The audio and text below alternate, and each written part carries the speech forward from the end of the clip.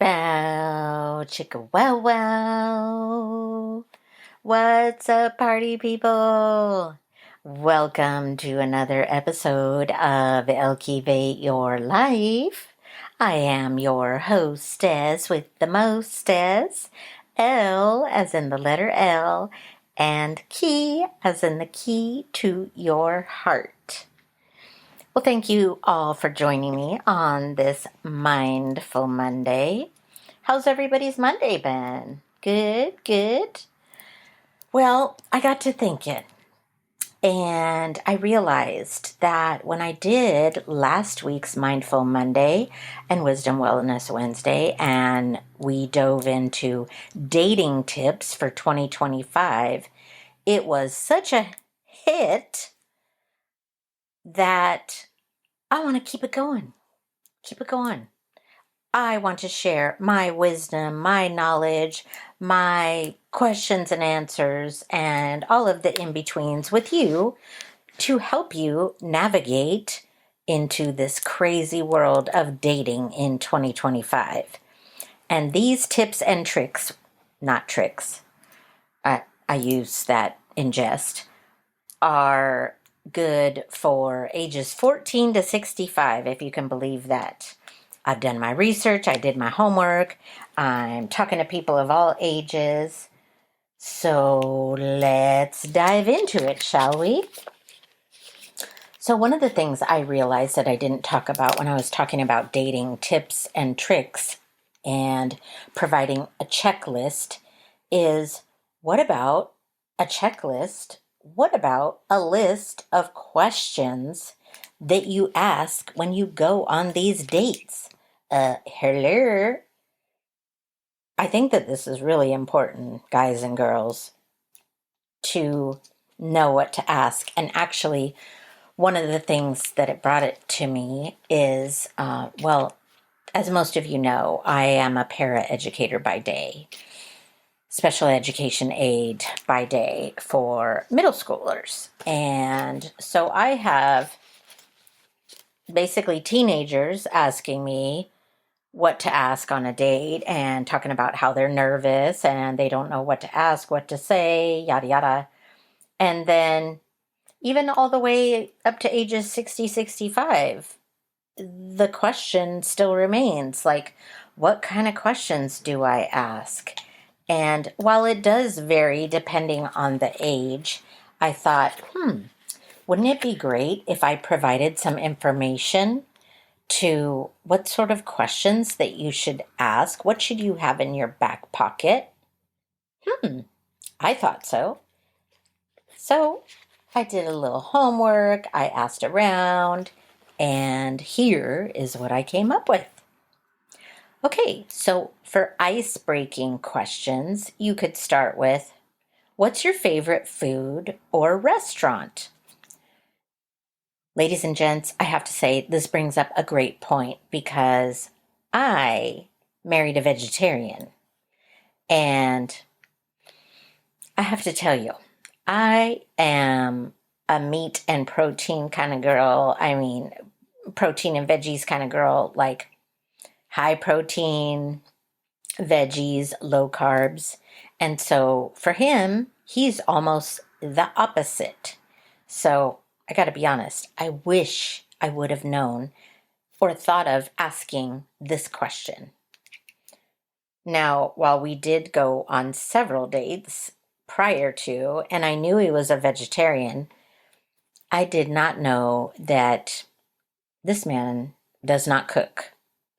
And sorry, not trying to throw you under the bus, honey, but he can cook the basics. He can pop stuff into a microwave or an oven, or yes, but these things would have been helpful to know because I have to tell you, cooking in the Kaufman-Ponez household is no easy feat because I have to do vegetarian for him and then something totally different for me. Like this man can have a whole plate of pasta and a salad and a dessert and not gain a pound. Whereas me, I have to watch what I consume. So I can't basically, when I make spaghetti, it's for him. And I can't put meat in it, so I have to put plant-based. Yeah, it's really interesting. It is no easy feat. I'll leave it at that. So, on to the second question. What is your favorite way to unwind? I think this is a really good question because for me, I come home, I walk my co-host Chanel, and that's like a 15-minute thing. And then my favorite way to unwind is I will chillax, listen to some meditation after I've done my walk. Sometimes I'll swing by the gym on the way back from the walk. And what if the other person's favorite way to unwind is totally different than yours? How will you come together on that? Number 3, if you could have a superpower, what would it be? So a lot of these ice-breaking questions are, kind of to make it fun and light and not like you're interrogating the person that you're on a date with, because if it's a first date, a second date, or even a third date, nobody wants to be interrogated. But, we have to have questions that we ask, and we want to throw some fun ones in there to make it light and not make it so awkward, right?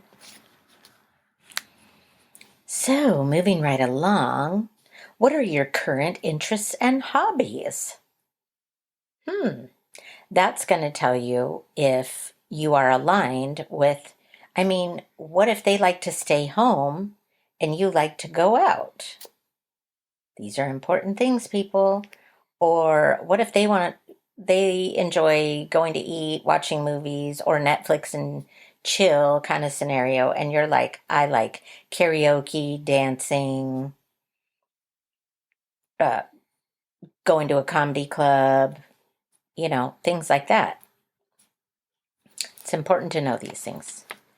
All right, so moving right along, what type of music do you like? What's your favorite music? Because for me, again, I will use myself as an example, even current interests or hobbies. So, little fun fact, um, the interest that Mr. and I had that brought us together is we both enjoy dancing and going out to clubs. And it's funny because fast forward 2 years later into the marriage, 4.5, 5 years later into the relationship, now we're getting to the point where like, we're too tired to go out, or, well, now that I have this new condition, I cannot drink, so therefore going out doesn't look the same.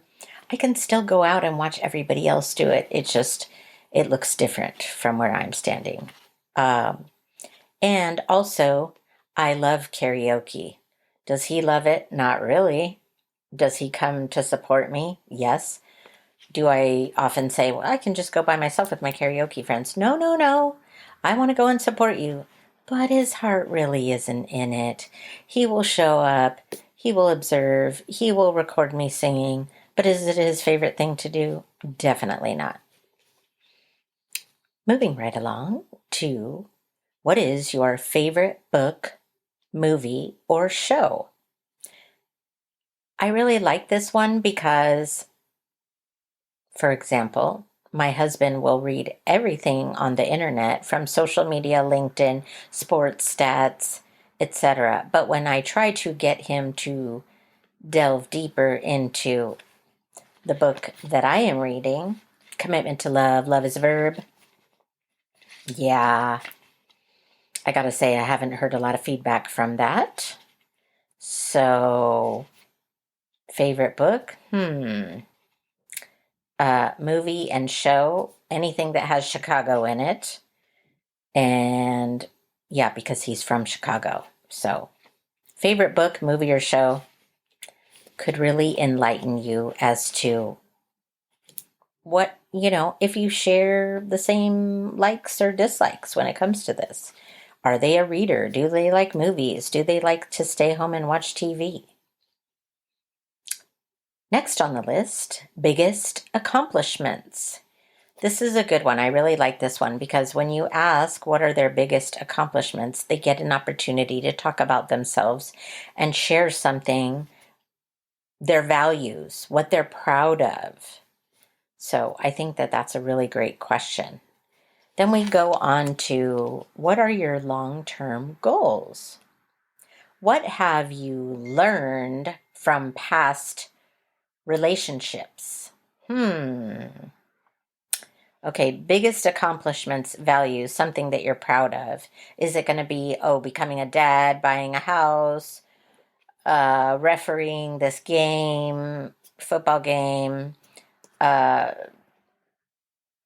don't know. I, I don't know, but I think that's a great question.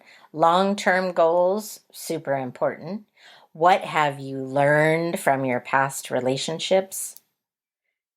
Ladies and gents, this is an important one. Who are your biggest influences? Who are your biggest influences? Great question. How do you handle disagreements? I wish I would have thought of these questions, believe me. What is your love language? Interestingly enough, I asked Mr. this question and I sent it to him. And I don't know how, but our love languages aligned. And his is acts of service and mine is words of affirmation and physical touch. So how did this man align with me? How did he? Yeah. I would recommend if you're going to ask the love languages that you do it in person and you don't reveal each other's answers to each other. Okay, moving right along. What is your definition of a good relationship? Yeah.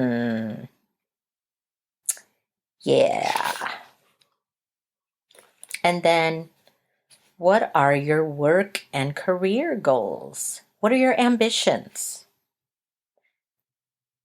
Are you a spender or a saver? Let's talk money.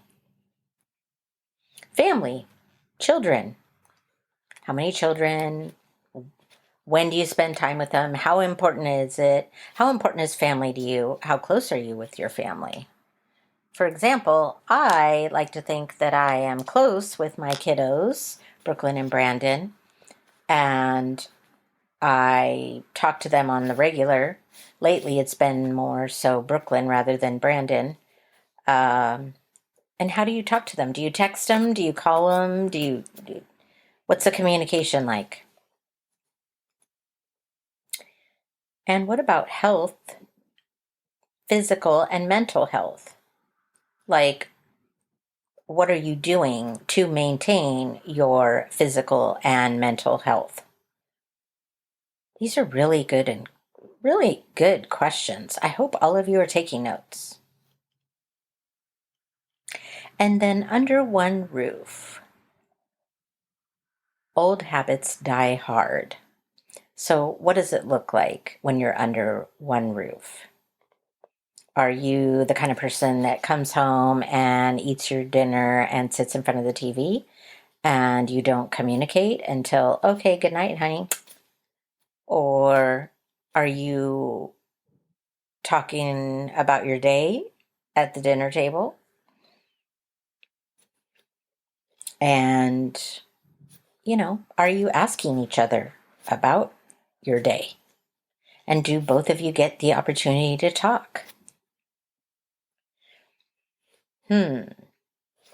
So I gave you the icebreaker questions and I gave you the more difficult questions. So I would love to know, what are your thoughts? Have any of you used these questions? And what do you think of them?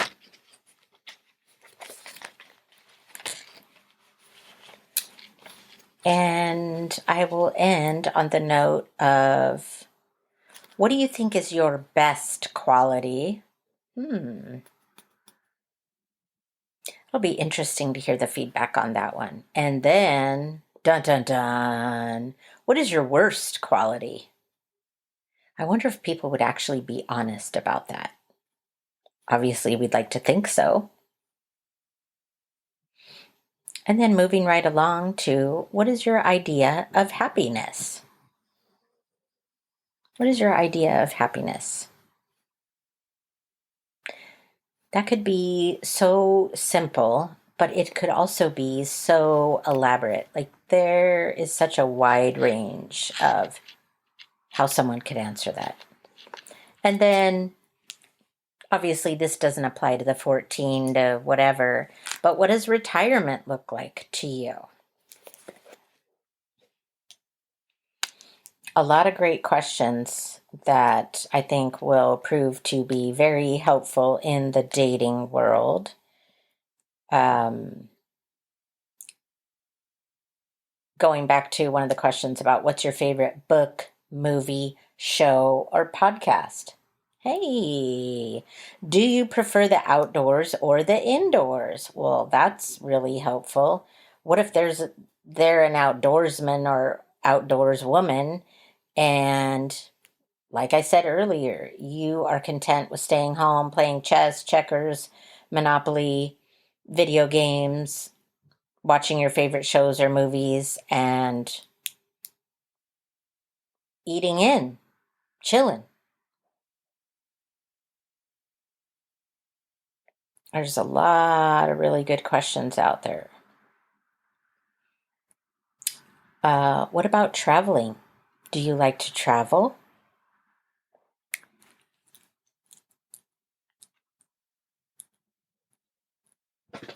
And then I do have deep and meaningful questions, which fall under the category that I just mentioned about what's your best quality, what's your worst quality, what does home mean to you, what's your favorite childhood memory,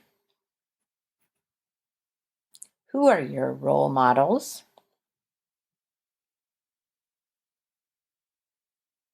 what goal are you working towards right now, what's a skill or quality you would like to develop in yourself.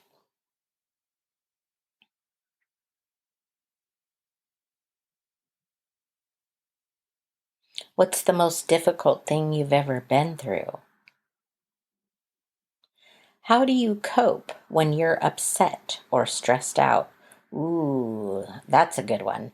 Obviously, not a first, second, or third date question, but you know, good to know.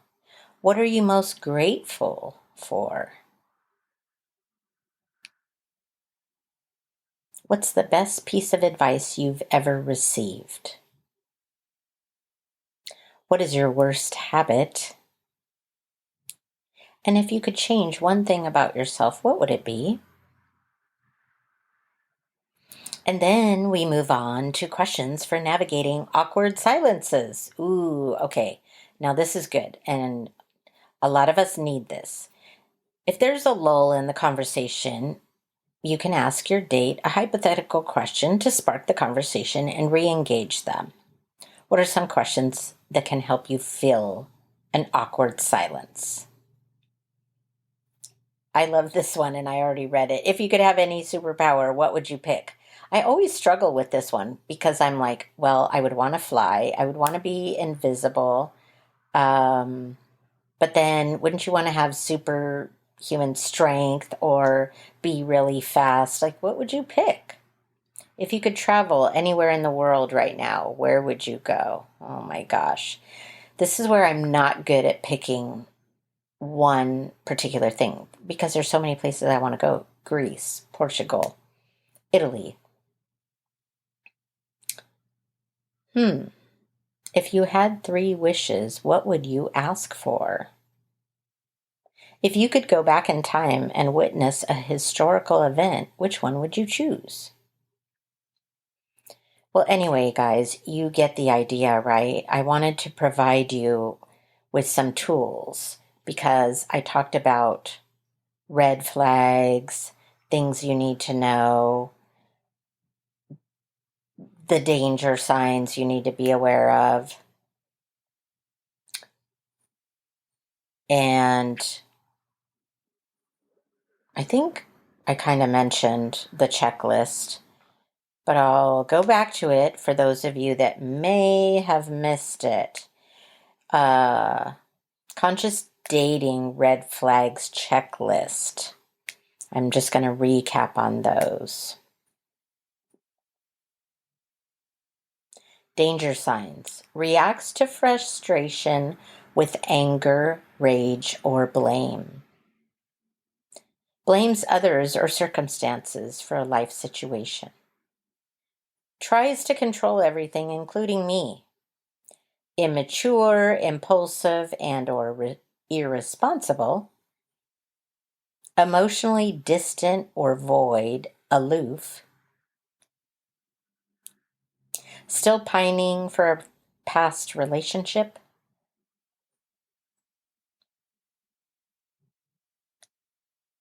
Active addiction, addictive behavior, rationalized as it's not a problem. Other common red flags, doesn't keep their agreements, unwilling to self-examine or accept feedback or take responsibility.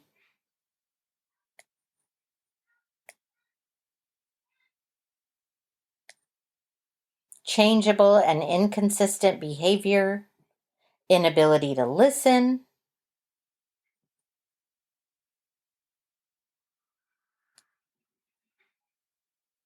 overly quiet or withdrawn.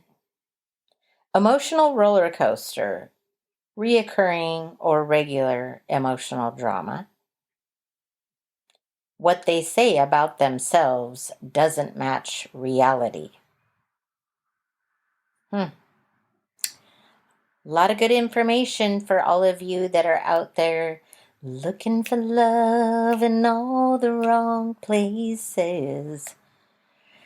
Anyway, you get what I'm saying, right? Hopefully all of you have taken note and keep this episode for your future dates so that you have this helpful information. And I hope that you will take heed to this information and be open to applying this. I think that it's super helpful. I'll be honest, I didn't have a lot of these questions on hand when I was in the dating pool. And I mean, it's so easy to get sucked in when you have things in common with one another and you're just like, oh yeah, how important to your family? Oh yeah, I love my son, my daughter, so-and-so, I have a great relationship with them.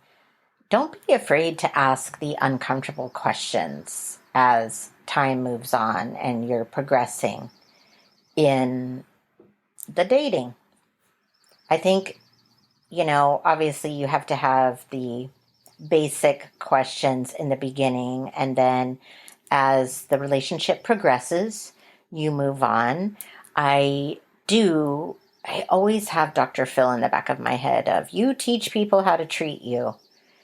And I have to say, it doesn't sit well with me now. Even now, when I think about the stuff that happens to me, I'm like, oh wow, I taught these people how to treat me. That really sucks. And I wish I wouldn't have done that. And I wish I would have set healthier boundaries and stood my ground more and been more vocal about my wants, dislikes, deal breakers, etc. So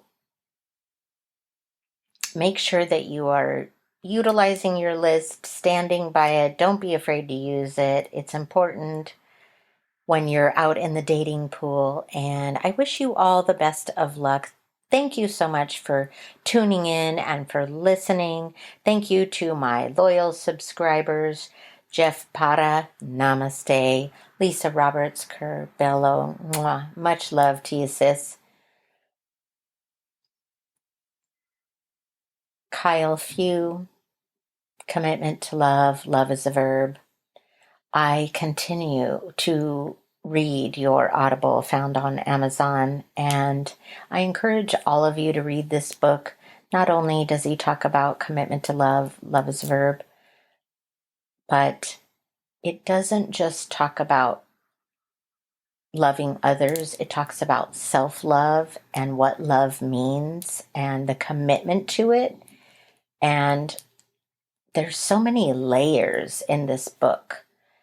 I often go back to the basics of what is required to love yourself and love the people in your life. And there really is a commitment to it. It's not as simple as it seems. And Mike Kaufman, thank you for your loyal subscription to me. Guys, if you want to subscribe to me, all of the information is available. It's in my podcast. You can find me on YouTube, Spotify, Apple, Amazon Music, all of the podcast platforms. And please be sure to like, share, follow. You can also find me on Instagram, Elcuvate Podcast, Facebook, TikTok, Elcuvate Your Life Podcast. And I would love for all of you to take a moment to share your dating experiences, share your nightmares, share your questions, share your concerns. Let me know your feedback. I am here for you. So I cannot help you if you don't share your dating experiences with me. And there is a little tab you will find in all the platforms. It says text in your ideas. Also, shout out to Kara and Tom. Kara, lovemyartist.etsy.com, and Tom Guzik, minerspickstudios.etsy.com. Both of them super talented in different ways. Kara's has music and clothing and poetry and wedding favors, and Tom's is a more rustic approach. Both of them super talented, so look them up. In the meantime, thank you for listening. Thank you for watching. Thank you for tuning in. I hope you will continue to like, follow, subscribe, share, and that's going to do it for me.